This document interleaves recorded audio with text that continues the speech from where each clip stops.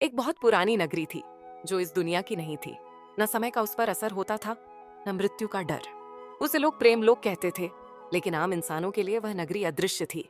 वह नगरी सिर्फ उन्हीं को दिखाई देती थी जिनके दिल में सच्चा प्रेम होता था, निर्मल और अमर।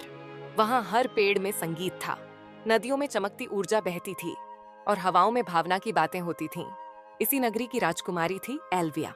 उसकी आंखें चांदनी की तरह चमकती थीं और उसकी आवाज सुनते ही फूलों में रंग भर जाया करते थे।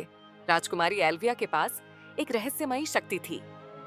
वह हृदयों की भावना पढ़ सकती थी, लेकिन उस पर एक शाप भी था। कहा गया था कि जो भी उससे सच्चा प्रेम करेगा, उसकी मृत्यु निश्चित है। इसीलिए एल्विया ने कभी किसी को अपने पास नहीं आने दिया। उसने प्रेम से खुद को दूर कर लिया था। मगर दिल की दीवारें कब तक कायम रहती हैं? कहानी एक युवा लड़के आर्यन से जुड़ती है, जो पृथ्वी पर एक छोटे से कस्बे में अनाथ जीवन बिता रहा था। उसे बचपन से एक ही सपना बार बार आता था, एक राजकुमारी, एक सुनहरी महल और एक पुकार, मुझे बचाओ। एक दिन जंगल में घूमते हुए वह एक अजीब से हिरन के पीछे भागता है और एक गुफा में पहुंचता है। वहां उसे एक जादुई घड़ी मिलती है। घड़ी को छूते ही समय थम जाता है और एक दरवाजा खुलता है। दरवाजा प्रेमलोक का।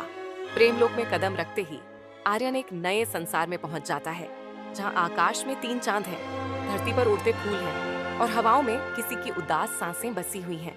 वह एल्विया से मिलता है। पहली बार जब उनकी आंखें मिलती हैं, तो समय कुछ पल के लिए रुक जाता है। एल्विया जानती थी कि यही वह लड़का है जिसके लिए भविष्यवाणी की गई थी। वह डरी हुई थी, लेकिन आकर्षण अटूट था। आर्यन का आना कोई संयोग नहीं था। प्रेमलोक की सुरक्षा करने वाला जादुई समूह सप्तशक्ति संकट में था।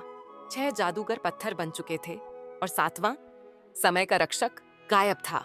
एल्विया को धीरे धीरे समझ आता है कि आर्यन ही समय का रक्षक है, जिसे प्रेमलोक बुला रहा था। लेकिन आर्यन को कुछ याद नहीं, न अपने अतीत की बातें, न अपनी शक्तियां। प्रेम के बीच डर भी बढ़ता है। एल्विया जानती है कि अगर उसका दिल आर्यन की ओर झुक गया, तो शायद उसका जीवन समाप्त हो जाएगा। लेकिन दोनों के बीच भावनाएं गहराती जाती हैं। वे घंटों साथ रहते हैं, प्रेमलोक की झीलों, फूलों और रहस्यमयी गलियों में घूमते हैं।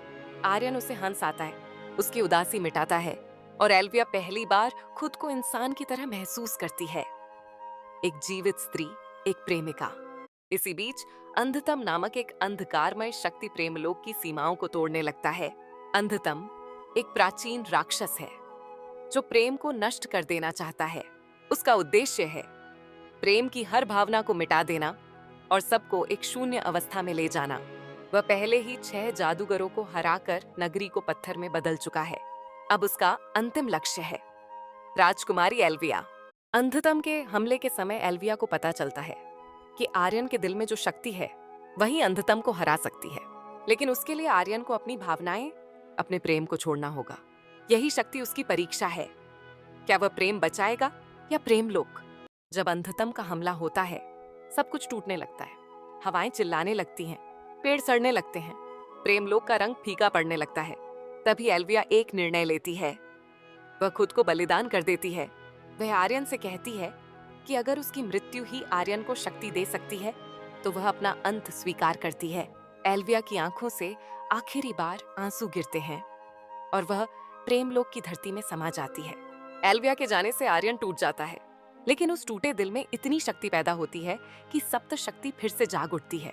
उसकी आंखों से समय बहने लगता है, उसकी सांसों से प्रकाश निकलता है। वह 7 जादू को अपने अंदर समेट लेता है और अंधतम के सामने खड़ा होता है। एक भयानक युद्ध होता है, जहां अंधतम समय को निगलने लगता है, लेकिन आर्यन समय को उल्टा बहा देता है। लड़ाई के अंत में अंधतम नष्ट हो जाता है, प्रेमलोक का रंग लौट आता है, पत्थर बने लोग फिर से जीवित हो जाते हैं। लेकिन आर्यन की आंखों में खालीपन है। वह जीत गया है, पर उसने अपना प्रेम खो दिया। फिर एक चमत्कार होता है। प्रेमलोक की सबसे गहरी झील से एक प्रकाश उठता है और उस झील के ऊपर एल्विया प्रकट होती है, जीवित मुस्कुराती हुई। आर्यन की आंखों में फिर से आंसू आते हैं, इस बार खुशी के। एल्विया कहती है कि आर्यन का प्रेम इतना पवित्र था, इतना गहरा कि उसने स्वयं भविष्यवाणी की लकीरें मिटा दी। अब वह अभिशप्त नहीं है, अब वह स्वतंत्र है। दोनों एक दूसरे को देखते हैं। समय एक बार फिर थम जाता है, लेकिन इस बार डर के कारण नहीं, प्रेम के कारण। प्रेमलोक फिर से प्रेम का लोक बन जाता है। अब वहां सिर्फ जादू नहीं, आत्मा है, दिल है और एक कहानी। जो युगों तक सुनाई जाएगी। प्रेम सिर्फ दो लोगों की बात नहीं होती। प्रेम वह जादू है जो समय को भी बदल सकता है। अगर कहानी पसंद आए तो कमेंट में जरूर बताएं और मेरे चैनल को सब्सक्राइब और वीडियो को लाइक कर देना।